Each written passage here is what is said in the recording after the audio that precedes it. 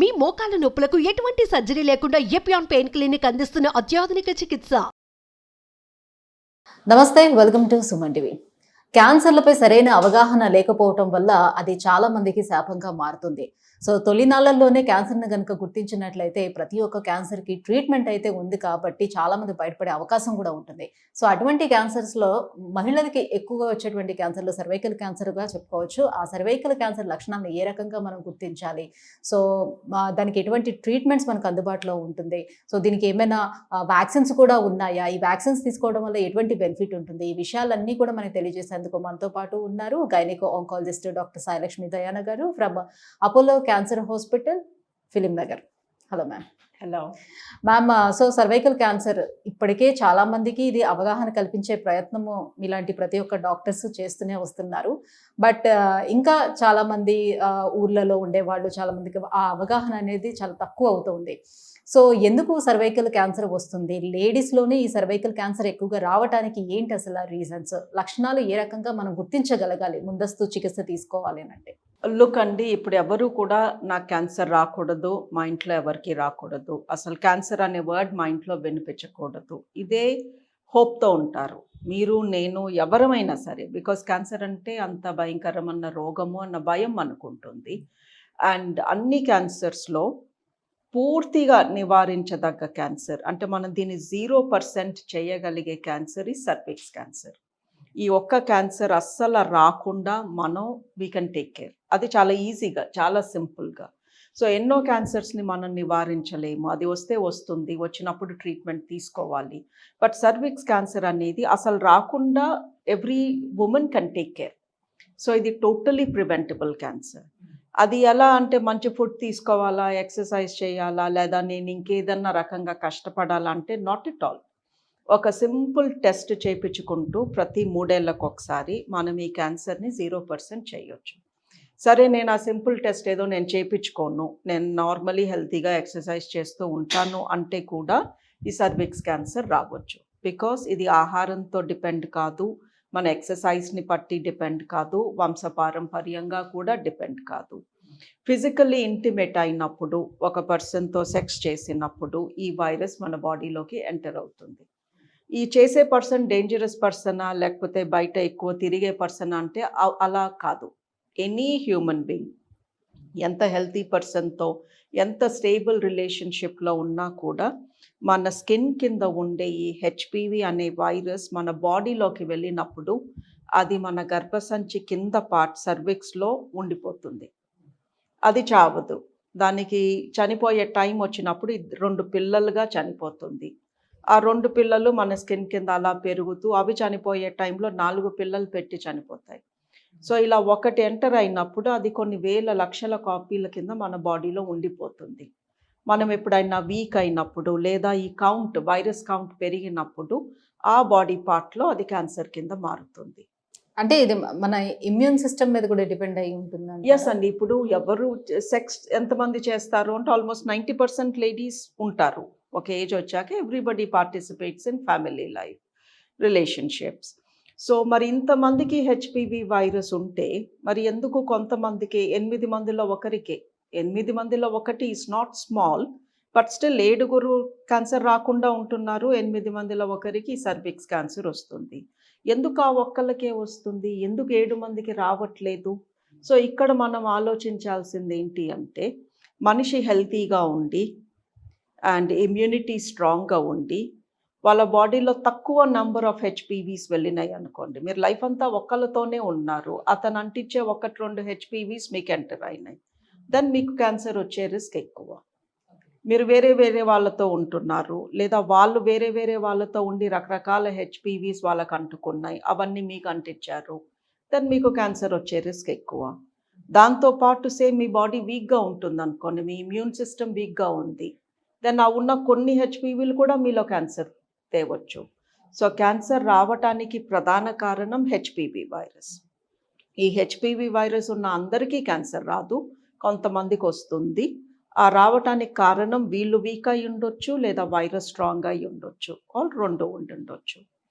So ఈ virus మీలో ఉందా, ఈ వైరస్ మూలంగా మీకు క్యాన్సర్ వచ్చే లక్షణాలు కనిపిస్తున్నాయా అని చెప్పడానికి ఒక టెస్ట్ ఉంది. ఈ టెస్ట్ పేరు ప్యాప్ టెస్ట్. సో ఎవరైతే ఫ్యామిలీ లైఫ్ లీడ్ చేస్తున్నారో లేదా రిలేషన్షిప్లో ఉన్నారో 3 ఏళ్లకు ఒకసారి వాళ్ళ గర్భసంచి కింద పార్ట్ సర్విక్స్ నుంచి ఈ ప్యాప్ టెస్ట్ అనే టెస్ట్ చేస్తాము. ఒక స్టెరాయిల్ బ్రష్, చిన్న టూత్ బ్రష్ లాంటిది, సాఫ్ట్గా ఉంటుంది అది. దాన్ని ఈ సర్విక్స్ లోపలికి ఒక 30 సెకండ్స్ ఆనిచ్చి తీసి ఆ బ్రష్ని ల్యాబ్కి పంపిస్తాము. 24 అవర్స్లో రిపోర్ట్ వస్తుంది. రిపోర్ట్లో మనకి తెలిసిపోతుంది నెక్స్ట్ 3 ఏళ్లలో మీకు సర్విక్స్ క్యాన్సర్ రాబోతుందా లేదా నెక్స్ట్ 3 ఇయర్స్ వరకు మీరు సేఫ్. సో 2 రకాలుగా వస్తుంది ఈ టెస్ట్. ఎక్కడో కొంతమందికి ఈవిడలో ఆల్రెడీ సర్విక్స్ క్యాన్సర్ ఉంది, అది మీ కళ్ళకి కనిపించట్లేదు, microscopic, so please take action. So ఎవరికైతే రిపోర్ట్ నార్మల్ వస్తుందో వాళ్ళకి చెప్తాము 3 ఏళ్ల వరకు మీకు గ్యారంటీ, 3 ఇయర్స్ తర్వాత మళ్ళీ వచ్చి చేపించుకోండి అని. ఎవరికైనా ఈవిడికి ఆల్రెడీ క్యాన్సర్ ఉంది మైక్రోస్కోపిక్ అంటే వెంటనే యాక్షన్ తీసుకుని ఆ పార్ట్ని తీసేస్తాము. సో అది పెరగకుండా ఉంటుంది, వీళ్ళు దే ఆర్ సేఫ్. ఎవరికన్నా మీకు 3 ఏళ్లలో క్యాన్సర్ రాబోతుంది ఇప్పుడు లేదు అంటే వాళ్ళని 1 ఇయర్ లోపే ఫిల్ చేస్తాము, మళ్ళీ చెక్ చేసుకుంటాము ఈ క్యాన్సర్ పెరుగుతుందా పోతుందా.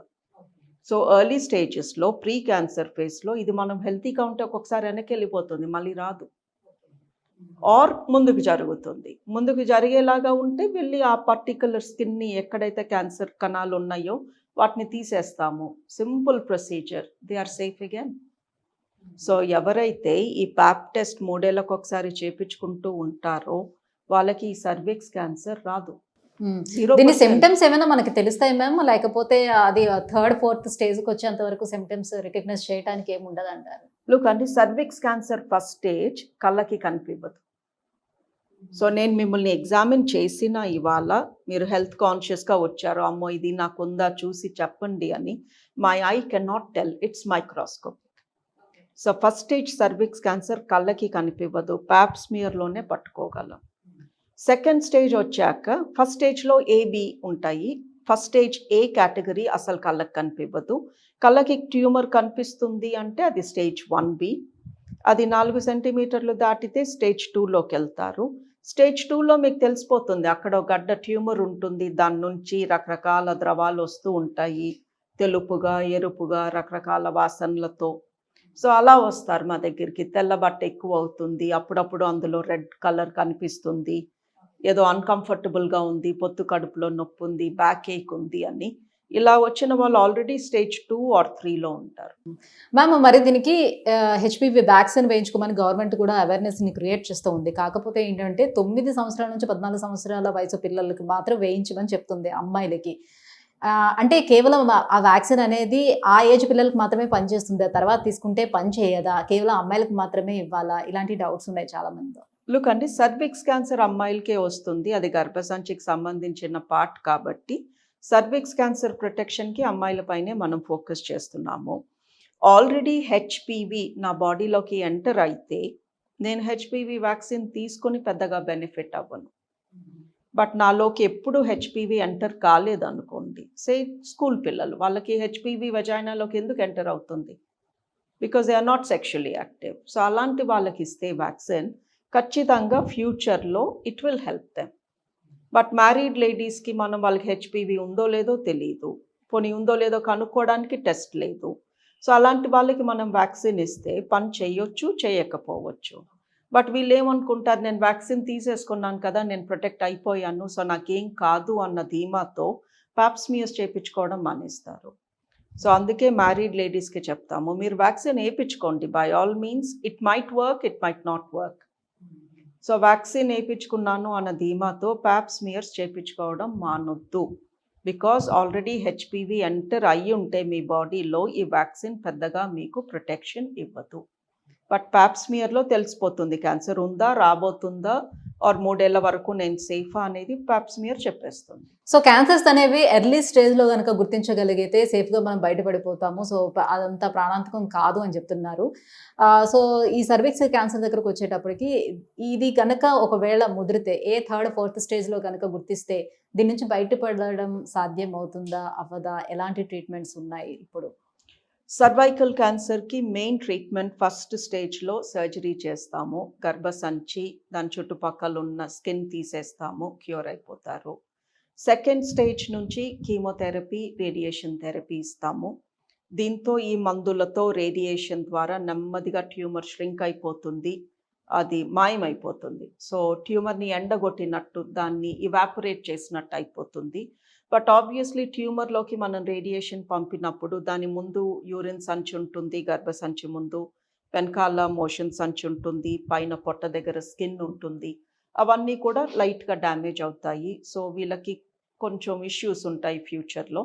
మోస్ట్ ఆఫ్ దెమ్ సర్వైవల్ మటుకు బాగుంటుంది, ట్యూమర్ ఎండిపోతుంది కాబట్టి అంతా బాగానే ఉంటుంది. కొంతమందికి యూరిన్ మోషన్ ఇష్యూస్, వెజైనా అంత చిన్నగా కుంగిపోయి రిలేషన్షిప్లో పార్టిసిపేట్ చేయలేకపోవడం, ఇలాంటి ఇష్యూస్ ఉంటాయి.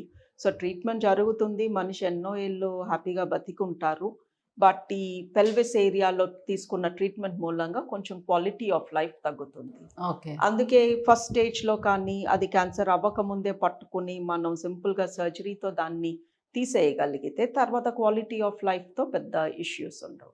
సో మరి ఏంటి మ్యామ్ ప్రివెంటివ్ కేర్ ఏం తీసుకోవాలి? ఎందుకంటే ఆల్రెడీ సెక్షువల్గా యాక్టివ్గా ఉన్న వాళ్ళు ఉంటారు, వ్యాక్సిన్ తీసుకున్న వాళ్ళు ఉంటారు. సో వాళ్ళని ప్రొటెక్ట్ చేసుకోవడానికి అమ్మాయిలు ఎలాంటి ప్రివెంటివ్ కేర్ తీసుకోవచ్చు? ఎవ్రీ 3 years సెక్స్ చేయటం మొదలు పెట్టినప్పటి నుంచి 3 years వరకు, ఫస్ట్ ఎప్పుడు జరిగిందో అప్పటి నుంచి 3 years దాటాక ఎవ్రీ 3 years ప్యాప్ స్మియర్ చేయించుకుంటే, ఒక 5 నిమిషాలు గైనకాలజిస్ట్కి మీ బాడీని అప్పచెప్తే, ఒక 1500 కడితే ఈ ప్యాప్ స్మియర్ అయిపోతుంది.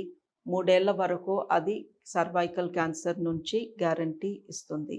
సింపుల్, 3 ఏళ్లకు ఒకసారి 65 years వచ్చే వరకు ప్యాప్ స్మియర్ చేయించుకుంటే సర్విక్స్ క్యాన్సర్ అనేది 0% అవుతుంది. Thank you so much ma'am. Cervical cancer రావడానికి రీజన్స్ అండ్ డయాగ్నోస్ చేయడానికి ఎటువంటి టెస్ట్లు ఉన్నాయి, సో మనల్ని మనం ప్రొటెక్ట్ చేసుకోవడానికి ప్రివెంటివ్ కేర్ ఏం తీసుకోవచ్చు, ఈ విషయాలన్నింటిపై అవగాహన కల్పించినందుకు thank you so much. Thank you.